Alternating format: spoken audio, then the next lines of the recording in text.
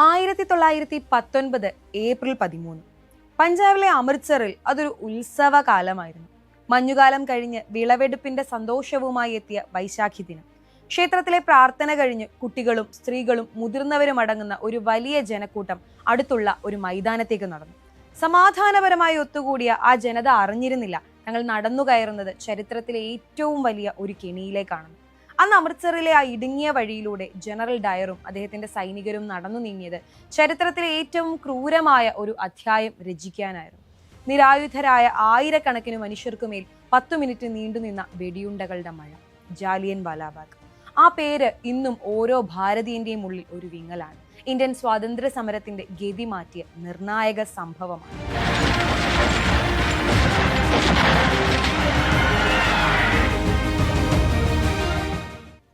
അന്ന് ഇന്ത്യയുടെ ആകാശം കരി നിയമങ്ങളാൽ മൂടപ്പെട്ടിരുന്നു.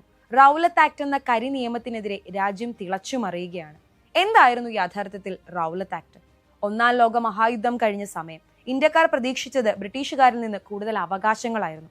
എന്നാൽ ബ്രിട്ടീഷുകാർക്ക് ഭയമായിരുന്നു 1857ലേതുപോലെ മറ്റൊരു വിപ്ലവം പൊട്ടിപ്പുറപ്പെടുമോ എന്ന്. ജസ്റ്റിസ് സിഡ്നി റൗലറ്റിന്റെ നേതൃത്വത്തിൽ അവർ ഒരു നിയമം കൊണ്ടുവന്നു. ഇതിനെ ഗാന്ധിജി വിശേഷിപ്പിച്ചത് കരി നിയമം എന്നാണ്. എന്തുകൊണ്ടാണെന്നറിയോ? നോ ദലീൽ, നോ വക്കീൽ, നോ അപ്പീൽ. അതായത് ഒരു വിചാരണയുമില്ലാതെ, ഒരു വക്കീലിനെ പോലും വെക്കാൻ അനുവാദമില്ലാതെ ആരെയും 2 വർഷത്തേക്ക് തടവിലിടാം. സംശയം തോന്നിയാൽ ആരെയും അറസ്റ്റ് ചെയ്യാം. ഒരു ജനാധിപത്യത്തിനും ചിന്തിക്കാൻ പോലും കഴിയാത്ത അത്ര ക്രൂരമായ നിയമം. പൗരന്റെ നാവരിഞ്ഞ ഈ നിയമമാണ് ജാലിയൻ വാലാബാഗിലെ ചോരപ്പുഴയ്ക്ക് വിത്തിട്ടത്. പഞ്ചാബിൽ ഈ നിയമത്തിനെതിരെയുള്ള പ്രതിഷേധം ശക്തമായിരുന്നു. അഹിംസയിൽ വിശ്വസിച്ചിരുന്ന ഡോക്ടർ സത്യപാലിനെയും ഡോക്ടർ സൈഫുദ്ദീൻ കിച്ലുവിനെയും ബ്രിട്ടീഷുകാർ അറസ്റ്റ് ചെയ്തു. ഈ അറസ്റ്റ് ജനങ്ങളെ പ്രകോപിപ്പിച്ചു. തങ്ങളുടെ നേതാക്കളെ എങ്ങോട്ടാണ് കൊണ്ടുപോയതെന്ന് പോലും അറിയാതെ അമൃത്സറിലെ ജനങ്ങൾ തെരുവിലിറങ്ങി. ഈ സംഘർഷഭരിതമായ അന്തരീക്ഷത്തിലേക്കാണ് പഞ്ചാബിലെ സമാധാനം നിലനിർത്താൻ ജനറൽ റെജിനാൽ ഡയർ നിയോഗിക്കപ്പെടുന്നത്. ഏപ്രിൽ 13 വൈകുന്നേരം 5:15 ഡയർ തന്റെ സൈനികരുമായി ആ ഏക കവാടം തടഞ്ഞു. പുറത്തു പോകാൻ ഒരു ഇഞ്ച് പോലും ഇടമില്ല. അവിടെ കൂടിയവർ ഭീകരവാദികളല്ല എന്ന് അയാൾക്ക് അറിയാമായിരുന്നു. പക്ഷേ ഏതു വിധേനയും അവരെ ഒരു പാഠം പഠിപ്പിക്കുക എന്നതായിരുന്നു അയാളുടെ ലക്ഷ്യം. അടുത്ത 10 മിനിറ്റ് ലോകം കണ്ട ഏറ്റവും വലിയ ക്രൂരതയ്ക്ക് ആ മൈതാനം സാക്ഷിയായി. 1650 റൗണ്ട് വെടിയുണ്ടകൾ ആ നിരായുധരായ മനുഷ്യരുടെ നെഞ്ചിലേക്ക് തുളച്ചു കയറി.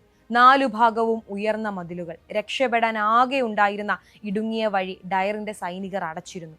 പിഞ്ചു കുഞ്ഞുങ്ങളുമായി അമ്മമാർ ജീവനു വേണ്ടി ഓടി. വെടിയുണ്ടകളിൽ നിന്ന് രക്ഷപ്പെടാൻ മൈതാനത്തെ ആഴമേറിയ കിണറ്റിലേക്ക് ജനങ്ങൾ എടുത്തു ചാടി. ഒടുവിൽ ആ കിണർ മനുഷ്യ ശരീരങ്ങൾ കൊണ്ട് നിറഞ്ഞു. പിറ്റേന്ന് സൂര്യൻ ഉദിച്ചത് ചോരയിൽ കുതിർന്ന ആ മണ്ണിലേക്കായിരുന്നു.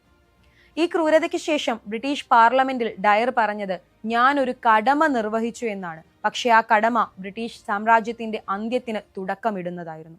ഈ സംഭവത്തിൽ പ്രതിഷേധിച്ച് രവീന്ദ്രനാഥ ടാഗോർ തന്റെ നൈറ്റ്ഹുഡ് പദവി ഉപേക്ഷിച്ചു. ബ്രിട്ടീഷുകാരുടെ നീതിന്യായ വ്യവസ്ഥയിൽ എനിക്ക് വിശ്വാസം നഷ്ടപ്പെട്ടു എന്ന് അദ്ദേഹം പറഞ്ഞു. ഗാന്ധിജി തന്റെ കൈസറി ഹിന്ദ് മെഡൽ തിരിച്ചു നൽകി. മലയാളി കൗൺസിൽ അംഗമായിരുന്ന സി ശങ്കരൻ നായർ രാജിവെച്ചു. ഈ കൂട്ടക്കൊലയെക്കുറിച്ച് അന്വേഷിക്കാൻ ബ്രിട്ടീഷ് ഗവൺമെന്റ് ഹണ്ടർ കമ്മീഷനെയാണ് നിയോഗിച്ചത്. എന്നാൽ ഡയറെ കുറ്റവിമുക്തനാക്കാനാണ് അവരും ശ്രമിച്ചത്. ഭാരതത്തിന്റെ സ്വാതന്ത്ര്യ സമരം സായുധ വിപ്ലവത്തിലേക്കും നിസ്സഹകരണ പ്രസ്ഥാനത്തിലേക്കും വഴിമാറിയത് ജാലിയൻ വാലാബാഗിലെ ആ ചോരയിൽ നിന്നാണ്.